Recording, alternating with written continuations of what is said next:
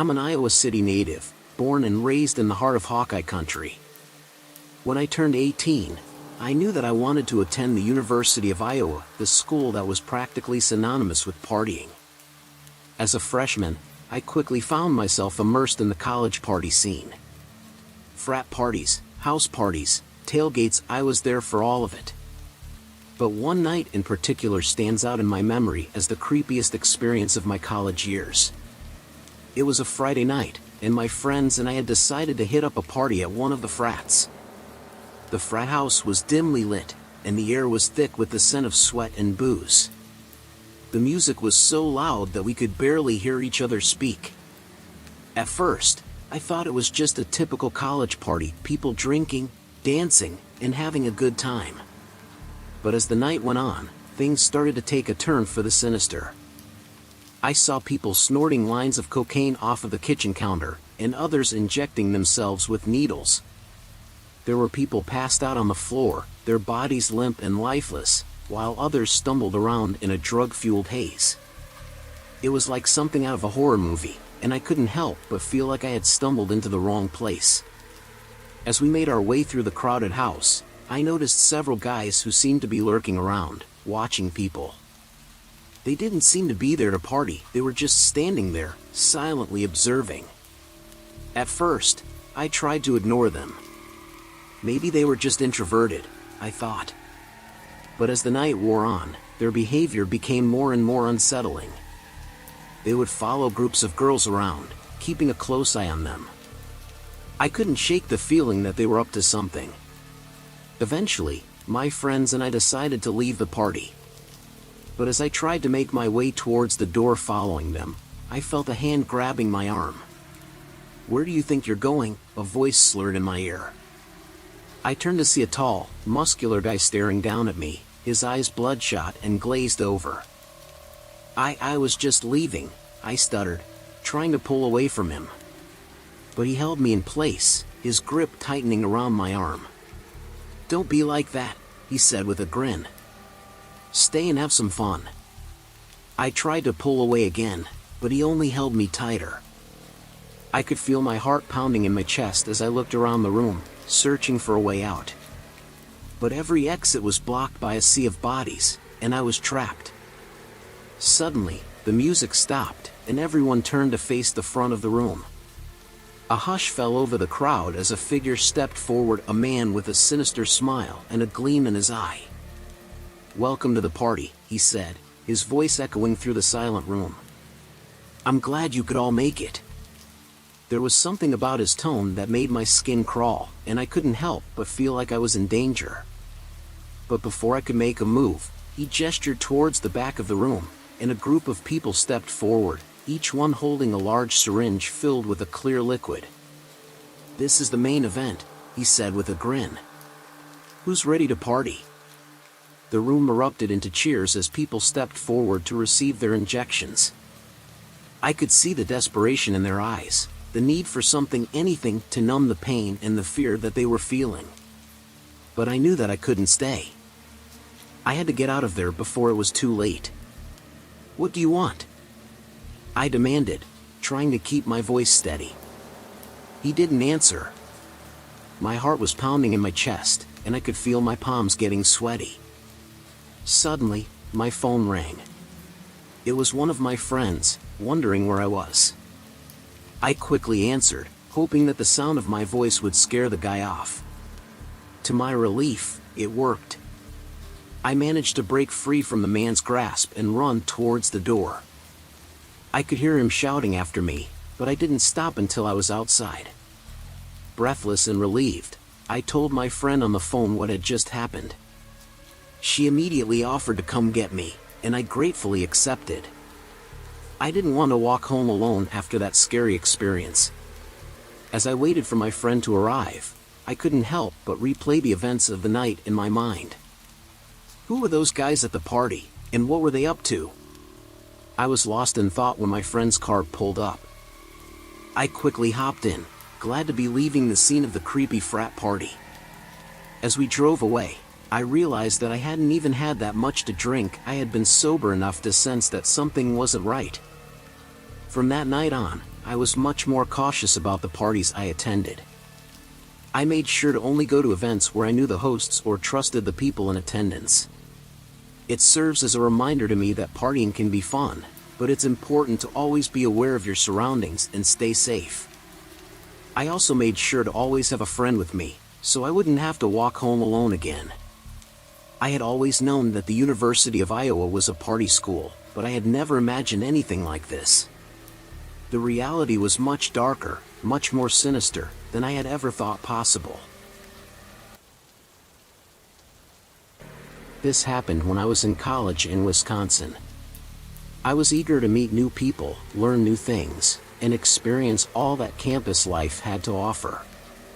As I settled into my new college dorm room, I couldn't help but feel a little anxious. I had never lived away from home before, and the thought of sharing such a small space with someone else made me uneasy.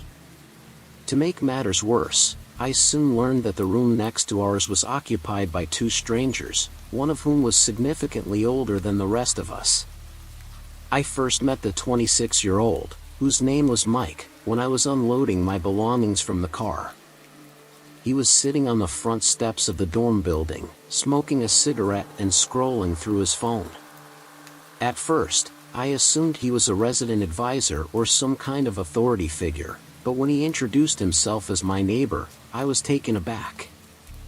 I couldn't help but wonder why a 26-year-old man would want to live in a dorm room with a group of 18 and 19-year-olds. Was he some kind of creep or weirdo? Or was there a more innocent explanation? Despite my reservations, Mike seemed friendly enough. He offered to help me carry my boxes up to my room, and we chatted about our hometowns and interests along the way. As we said our goodbyes, I couldn't shake the feeling that there was something off about him, but I tried to give him the benefit of the doubt. Over the next few weeks, I settled into a routine with my roommates. My direct roommate, Joe, was easygoing and fun to be around, and the other two in the room over, Jake and Mike, were mostly quiet and kept to themselves. Still, I couldn't help but feel a sense of unease whenever I saw Mike around the dorm building. It wasn't until a few weeks into the semester that things started to take a turn for the worse. One night, while hanging out in Joe and my room, Jake confided in me that he had witnessed Mike storing cocaine in the ceiling of our suite. I was shocked and didn't know what to do. As it turned out, Mike wasn't a traditional college student. He had actually dropped out of college years ago, but had recently decided to come back to school to finish his degree. But it didn't end there. Jake also told me that he had been in a car with Mike and another guy, and that Mike had pulled out a gun while drunk and started waving it around. I couldn't believe what I was hearing. Who was this guy that we were living with? We decided to do some research and found out that he had been facing drug charges following a 2-year police investigation. The police had found drugs, weapons, and a flamethrower in a residence where he and his friend had been staying. We were shocked and couldn't believe that our school would let someone like this stay on campus, let alone with 18 and 19-year-olds. I knew that I had to do something. I didn't feel safe living in the same suite as someone with such a dangerous past. I talked to Joe, and we decided to report the situation to campus security. After our report, the mic was removed from our suite, and we were given the option to move to a different dorm. We decided to take the offer and move to a new dorm. Although it was inconvenient, we felt safer knowing that we weren't living with someone with such a dangerous past. The experience changed my perspective on campus safety. I realized that it's important to be aware of your surroundings and the people you live with. It also taught me the importance of speaking up when something doesn't feel right. Although my college experience didn't start out the way I had hoped, I learned valuable lessons and made the decision that was best for my safety and well-being.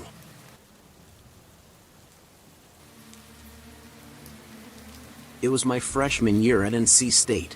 I was excited to start my college experience, but also a bit nervous about living in a dorm with so many other students.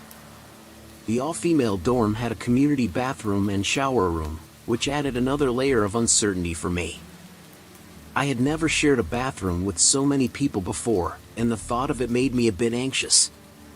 On move-in day, I lugged my bags up to the 3rd floor and nervously walked down the hall to my room. As I entered, I was greeted by my new roommate, Emily. We introduced ourselves and began unpacking our belongings, both of us feeling a bit apprehensive about what the next few months would bring. As the days went by, I started to settle into my new routine. I attended classes, made new friends, and began to feel more comfortable living in the dorm. The community bathroom and shower room were not as bad as I had anticipated. I quickly learned the best times to use them when they were less crowded, and I even made a few friends in the process. Eventually, I started hearing strange rumors about the bathroom. Some of my classmates claimed to have seen shadows moving around in the middle of the night, and others said they had heard strange noises coming from the showers. At first, I didn't pay much attention to these stories. After all, college students are notorious for their wild imaginations and love for pranks. But then, one night, something strange happened. That night, around midnight, I was getting ready for bed, and as I walked down the dimly lit hallway towards the bathroom, I had an eerie feeling. The air felt tense, and there was an unsettling silence that seemed to fill the air. As I entered the bathroom, I noticed that the atmosphere inside was different than usual. It was colder, and the air seemed to be thick with an ominous presence. I tried to shake off the feeling, thinking it was just my imagination playing tricks on me, but then it happened. The door to the community bathroom suddenly swung open, and I froze. No one was there, but I could hear the sound of running water coming from the shower area. The sinks were gurgling, and the toilets were flushing by themselves. I was frozen in fear, unable to move or speak. All I could do was stand there, staring at the empty bathroom, wondering what was happening. The sound of the water was deafening, and I could feel a sense of dread creeping up inside of me. As the minutes passed, the bathroom finally fell silent, and the door slowly creaked shut on its own. I ran back to my room, not daring to look back, afraid that whatever had caused the strange occurrences in the bathroom might be following me. The next day, I tried to rationalize what had happened, thinking that maybe it was just a plumbing issue or a malfunctioning automatic sensor. But deep down, I knew that it was something unnatural. I tried to avoid using the community bathroom at night, but I couldn't shake the feeling that something was watching me. As the weeks passed, the strange occurrences in the bathroom became more frequent. Sometimes, the faucets would turn on by themselves, and other times, the showers would start running, even though no one was in the bathroom. And then, things got even worse.